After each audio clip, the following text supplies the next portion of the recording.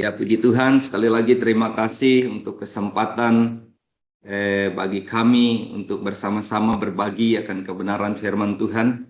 Dan saya percaya kita semua terus dibangun di atas kebenaran firman Tuhan, di tengah-tengah keadaan, di tengah-tengah situasi, kondisi yang penuh dengan ketidakpastian di dunia ini. Tapi kita bangga karena kita punya Tuhan yang memberikan kita kepastian dalam hidup kita. Dan pagi hari ini saya mengajak kita bersama-sama membuka dari kebenaran firman Tuhan Mazmur pasal 130 ayat yang kelima sampai ayat yang ke-8. Saya akan baca untuk kita bersama-sama. Demikian firman Tuhan. Aku menanti-nantikan Tuhan, jiwaku menanti-nantikan dan aku mengharapkan firman-Nya. Jiwaku mengharapkan Tuhan lebih daripada pengawal mengharapkan pagi. Lebih daripada pengawal mengharapkan pagi. Berharaplah kepada Tuhan, hai Israel, sebab pada Tuhan ada kasih setia, dan Ia banyak kali mengadakan pembebasan. Dialah yang akan membebaskan Israel dari segala kesalahannya. Amin. Sekali lagi kami bersyukur chapter Katingan diberikan kesempatan untuk kita bersama-sama berbagi pada pagi hari ini, dan mohon maaf kami seringkali tidak tergabung dalam fellowship pagi Selasa ini, dan pagi hari ini oleh karena kemurahan Tuhan kita boleh bersama-sama bertemu sekalipun di layar ini. Dan ini adalah kemurahan Tuhan yang memberikan teknologi yang luar biasa untuk kita walaupun berjauhan bisa dekat, bisa bertatap muka. Saudara yang terkasih di dalam Tuhan, bahwa saya memberikan satu tema dalam khotbah ini adalah berharap pada Tuhan. Pengharapan inilah yang memberikan kita kekuatan di tengah-tengah ketidakpastian dalam kehidupan dunia ini. Pengharapan yang diberikan Tuhan adalah pengharapan yang teguh. Kondisi saat ini membawa kita dalam keadaan yang bisa saja memunculkan kecemasan, kekhawatiran. Tidak hanya berbicara tentang pandemi, tapi situasi-situasi dunia yang saat ini juga sedang terjadi membawa keadaan ekonomi yang juga mengkhawatirkan. Sehingga seringkali muncul keadaan ini membawa kita pada kegelisahan dan kegalauan. Tapi saya percaya bahwa kita semua anak-anak Tuhan diberikan kekuatan untuk berharap dan berlindung kepada sabda Allah. Ada janji yang pasti di dalam Tuhan. Ayat ini berbicara tentang jiwaku mengharapkan Tuhan lebih daripada pengawal mengharapkan pagi. Saya seringkali singgung dalam mesbah doa keluarga kami bahwa pengharapan itu kalau berbicara tentang lebih daripada pengawal mengharapkan pagi, artinya pengharapan kita itu adalah pengharapan yang pasti. Kenapa dia pasti? Seperti juga pagi itu datangnya pasti, tidak pernah terlambat. Kalau malam tadi kita boleh tidur dan pagi pasti menjelang. Seperti itu juga pengharapan kita di dalam Tuhan. Mungkin saja kegelapan, kekelaman bisa saja melanda kehidupan kita. Kesulitan bisa saja kita alami. Pergumulan bisa saja kita alami. Lembah kelam bisa saja kita lalui. Tapi lebih daripada pengawal mengharapkan pagi, keyakinan kita untuk berharap kepada Tuhan, bahwa pertolongan itu pasti datang dari pihak Tuhan yang menjadikan langit dan bumi. Siapapun kita, apapun keadaan kita hari ini, pasti kita pernah mengalami atau pernah melewati situasi-situasi kelam dalam hidup kita. kesukaran, kesulitan, kesesakan, atau penyakit yang bisa saja menghampiri kehidupan kita. Namun demikian, firman Tuhan pagi hari ini mengajarkan kita bahwa ada satu penantian yang bisa kita nantikan, yaitu Tuhan. Yang mana pertolongannya itu akan pasti datang kepada kita tepat pada waktunya.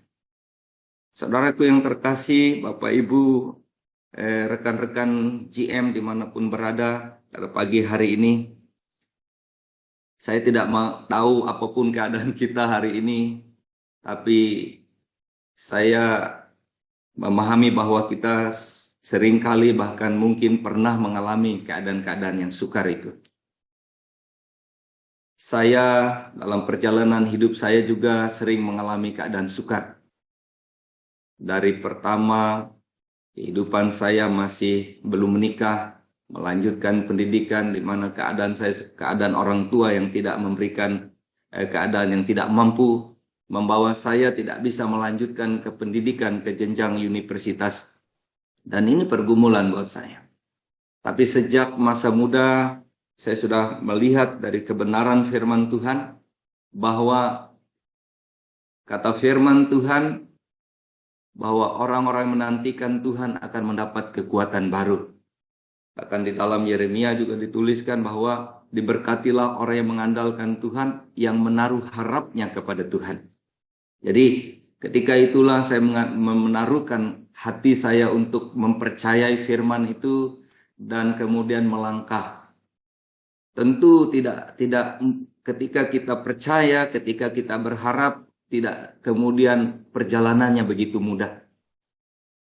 Ada kesukaran untuk kita melihat pertolongan dari apa yang kita percayai dari Tuhan. Tapi justru di tengah-tengah kesukaran itu adalah batu lompatan untuk kita untuk menerima segala yang baik dari Tuhan. Ternyata kesukaran yang dihadapi itu adalah jalan Tuhan untuk memberikan kita segala hal yang baik. Jadi di dalam kebenaran firman Tuhan ini memberikan kita satu keyakinan bahwa pertolongan Tuhan itu pasti. Di tengah-tengah pelayanan, di tengah-tengah aktivitas usaha, di tengah-tengah pekerjaan kita, pasti kita menghadapi yang namanya kesulitan. Saya saja dalam kepemimpinan saya seringkali saya mengalami kesulitan. Tapi saya melihat bagaimana Tuhan menolong di tengah-tengah kesulitan. Sehingga selalu ada jalan keluar. Dan di sanalah semakin memberi saya keyakinan bahwa di balik kesukaran-kesukaran yang ada, Tuhan mau menyatakan kekuatan dan kuasa-Nya. Jadi, amin. Saya seringkali menghadapi situasi di mana sebagai pemimpin lembaga, saya adalah orang baru. Saya belum pernah melewati masa itu. Saya tidak pernah menjadi anggota DPRD sebelumnya. Kemudian Tuhan memberikan saya duduk sebagai ketua DPRD Kabupaten Katingan dengan tanpa pengalaman sedikit pun dalam lembaga itu. Dan memimpin sebuah lembaga dengan banyak partai tentu tidaklah mudah.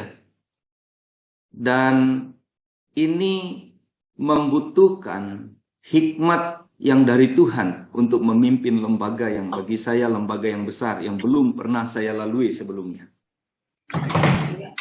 Dan di tengah keadaan itulah saya melihat bahwa ketika saya sujud di hadapan Tuhan, berlutut sebelum saya memimpin sidang, sebelum saya memimpin rapat, sebelum saya mengambil keputusan, justru di dalam perjalanannya itu saya melihat kemuliaan Tuhan nyata. Menolong sehingga kemudian segala sesuatu yang saya lakukan, saya melihat hanya karena pembelaan dan pertolongan Tuhan. Memberi jalan, memberikan kebijaksanaan, memberikan kemudian putusan-putusan yang kemudian adalah terbaik. Nah, di dalam Ibrani pasal 6 ayat 11-12 dikatakan firman Tuhan dari surat Rasul Paulus kepada jemaat Ibrani, dikatakan demikian, tetapi kami ingin supaya kamu masing-masing menunjukkan kesungguhan yang sama untuk menjadikan pengharapanmu sesuatu milik yang pasti sampai pada akhirnya. Jadi pengharapan yang pasti pada akhirnya. Jadi pengharapan yang kita miliki di dalam Tuhan bukan pengharapan yang semu. Dan janji yang Tuhan berikan kepada kita bukan janji yang bisa berubah-ubah. Tetapi janji yang pasti tergenapi dari seluruh janji Tuhan. Amin. Saya hanya melihat dari sisi Alkitab. Dan ketika saya membuka Alkitab, Tuhan singkapkan satu hal. Bahwa ternyata Alkitab itu berisi seluruh janji Tuhan. Kenapa saya sampaikan demikian? Karena ternyata ketika kita membuka halaman depan dari kitab Perjanjian Lama, tertulis di sana Perjanjian Lama. Dan ketika kita sebelum membuka kitab Matius, maka kita akan melihat di sana Perjanjian Baru. Artinya Alkitab ini isinya adalah seluruh perjanjian Allah. Yang mana di dalam perjanjian ini yang dibutuhkan adalah kita mempercayai janji itu. Amin. Dengan berharap. Ya. Janji yang ada di dalam Alkitab dibutuhkan ketika ada janji, maka ada harapan. Amin. Ketika kita berjanji, kita sudah memberi harap kepada orang yang kita beri janji. Allah berjanji kepada kita, dan itulah sebab ada pengharapan di dalam diri kita kepada Allah yang telah berjanji. Dan Alkitab menuliskan bahwa Allah yang berjanji itulah Allah yang setia. Amin. Artinya kalau Allah itu setia, Allah itu tidak berubah oleh apapun keadaan kita. Ketika kita jahat, ketika kita melakukan dosa, Allah tetap setia. Itu sebab ketika kita masih berdosa, Ia memberikan Yesus Kristus sebagai penebus bagi kita. Supaya oleh kesetiaannya Allah menunjukkan kepada kita kasih-Nya yang maha besar. Nah, jadi untuk kebenaran firman Tuhan di dalam Alkitab ini, di sanalah kita berharap. Karena kata firman Tuhan bahwa tidak ada satu titik atau iota pun dari kebenaran firman ini, dari janji Tuhan ini yang tidak akan digenapi sampai kepada akhir zaman. Dan ini menjadi kekuatan bagi kita. Bahwa dikatakan di dalam Ibrani pasal 6 ayat 11 tadi, bahwa menjadikan pengharapanmu sesuatu milik yang pasti. Nah, artinya bahwa seperti tadi pengawal mengharapkan pagi, lebih daripada itu kita mengharapkan dan menanti-nantikan Tuhan, sebab pertolongan Tuhan dan janji Tuhan itu pasti. Abraham di dalam Ibrani pasal 6 ayat 15 dijelaskan bagi kita bahwa Abraham menanti dengan sabar dan dengan demikian ia memperoleh apa yang dijanjikan kepadanya. Abraham kita tahu bahwa untuk menantikan janji Tuhan tidak hanya 1-2 tahun, puluhan tahun, bahkan ada yang memberikan penjelasan 15-25 tahun. Baru kemudian Abraham menerima janji Tuhan. Nah, artinya bahwa untuk menerima janji Tuhan dibutuhkan kesabaran dan dibutuhkan hati yang tetap percaya. Itu sedikit kesaksian saya. Ketika saya duduk dalam lembaga di Perdi ini, tiba-tiba ada 2 peristiwa istri saya sakit. Yang pertama, tiba-tiba di punggung tangan kanannya, tiba-tiba ada benjolan sebesar biji kelereng. Sakitnya luar biasa. Sakit dan perasaan panas di tangan yang luar biasa. Saya sebagai mantan perawat, Akhirnya berpikir bahwa istri saya dibawa ke rumah sakit. Tapi istri saya ngotot, enggak. Kita berharap kepada Tuhan. Lalu akhirnya saya berikan obat hanya paracetamol untuk menahan sedikit panas, menahan panas dan juga rasa nyerinya. Berdoa dan kami terus berdoa. 1 minggu benjolan itu tetap ada di tangan istri saya, besarnya seperti kelereng. Istri saya melakukan aktivitasnya seperti biasa saja dengan tangannya yang sakit sebelah kanan. Kami terus berdoa dan menantikan dan puasa. Seminggu pertama tidak ada kelihatan tanda-tanda akan adanya kesembuhan. Kami berdoa 10 hari belum ada tanda-tanda ada kesembuhan. Dan di hari minggu kedua, rasanya kurang lebih 14 hari, kami berdoa tengah malam. Dan istri saya menempatkan tangannya di bawah bantal. Seperti juga ia berpikir bahwa ketika kemudian Musa disuruh memasukkan tangannya ke sakunya dan kemudian kena kusta dan kemudian memasukkannya kembali dan kemudian sembuh. Istri saya berpikir bahwa dengan dia menempatkannya di bawah bantal, dia akan menarik tangannya nanti dan mujizat terjadi. Tidur sampai pagi dan kami bangun. Dan ternyata oleh karena kemurahan Tuhan dan oleh karena pertolongan Tuhan, istri saya narik tangannya dan betul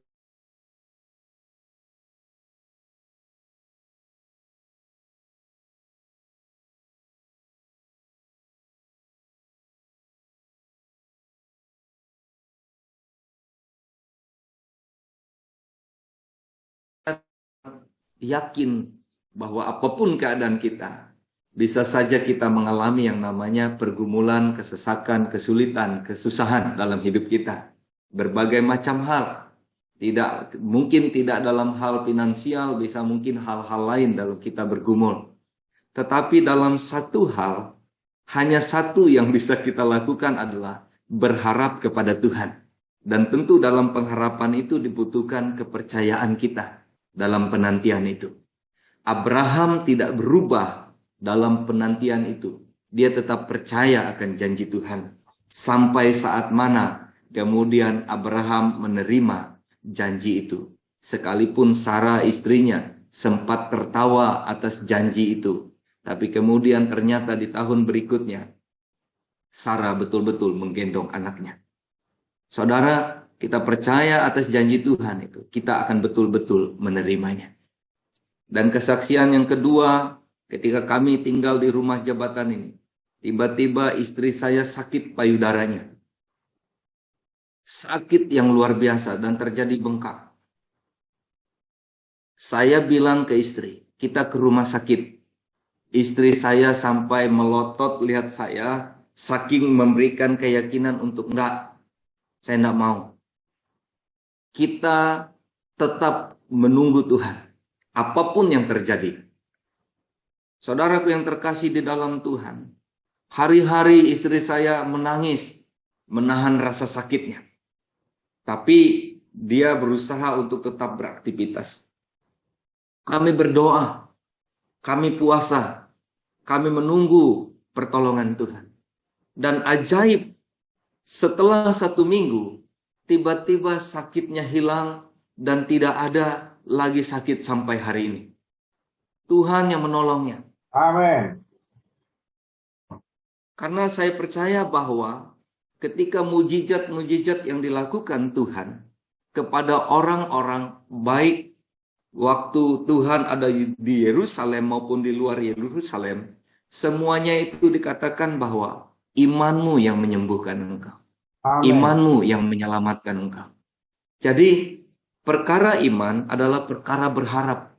Perkara iman adalah sesuatu yang belum kita lihat tetapi kita percayai. Sama Amin. seperti janji-janji Tuhan ini.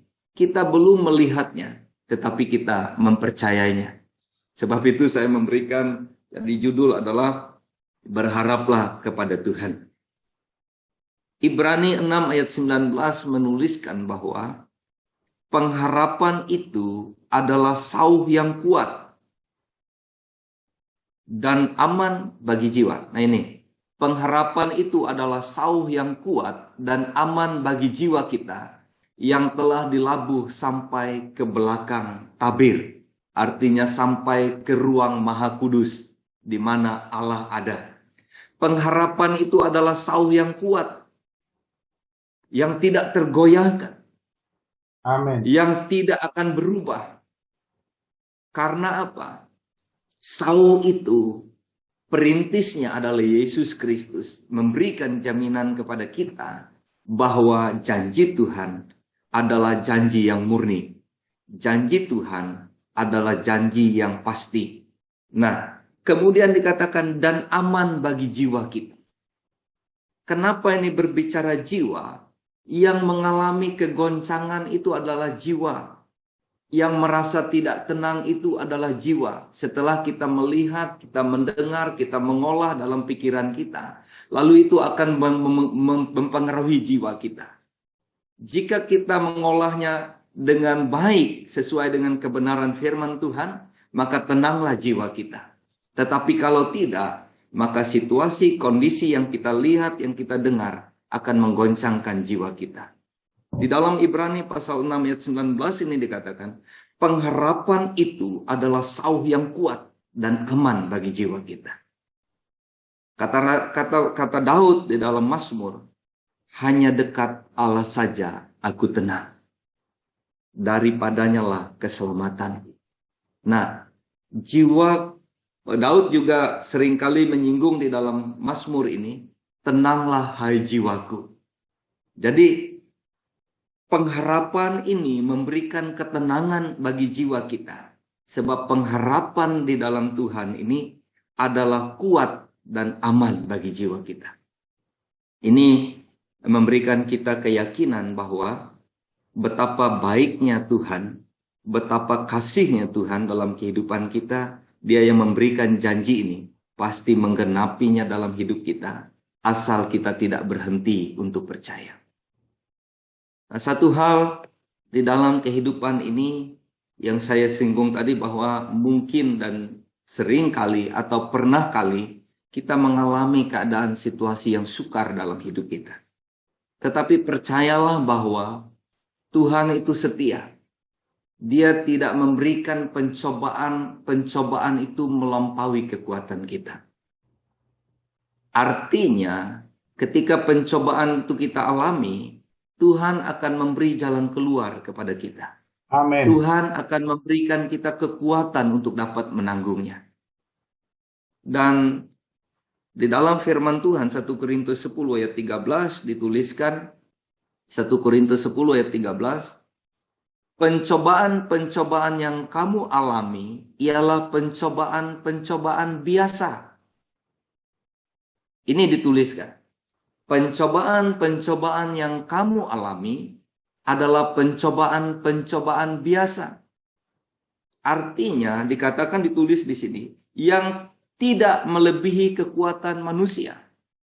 Jadi saudaraku yang terkasih di dalam Tuhan, ketika kita menghadapi pergumulan, ketika kita menghadapi kesulitan, kesukaran, artinya hal itu biasa.